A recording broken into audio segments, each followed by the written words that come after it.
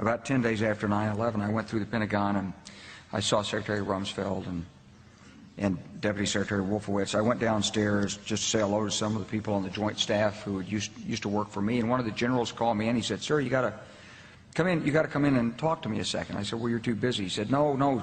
He says, "We've made the decision. We're going to war with Iraq." This was on or about the 20th of September. I said, "We're going to war with Iraq. Why?"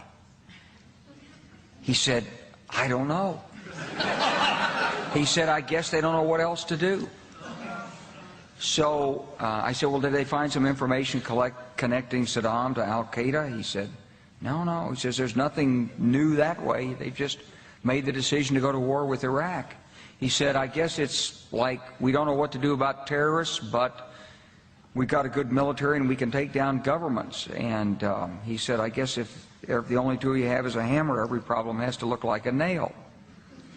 So I came back to see him a few weeks later, and by that time we were bombing in Afghanistan. I said, "Are we still going to war with Iraq?" And he said, "Oh, it's worse than that."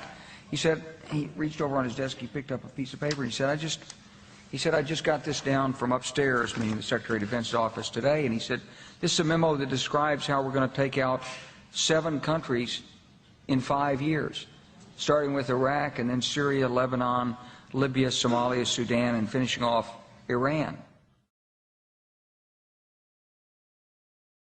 The truth is about the Middle East is, had there been no oil there, it would be like Africa.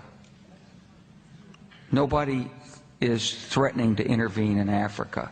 The problem is the opposite. We keep asking for people to intervene and stop it. And there's no question that the presence of petroleum throughout the region has sparked great power involvement. Whether that was the specific motivation for the coup or not, I can't tell you, but there's always been this attitude that somehow we could intervene and use force in the region.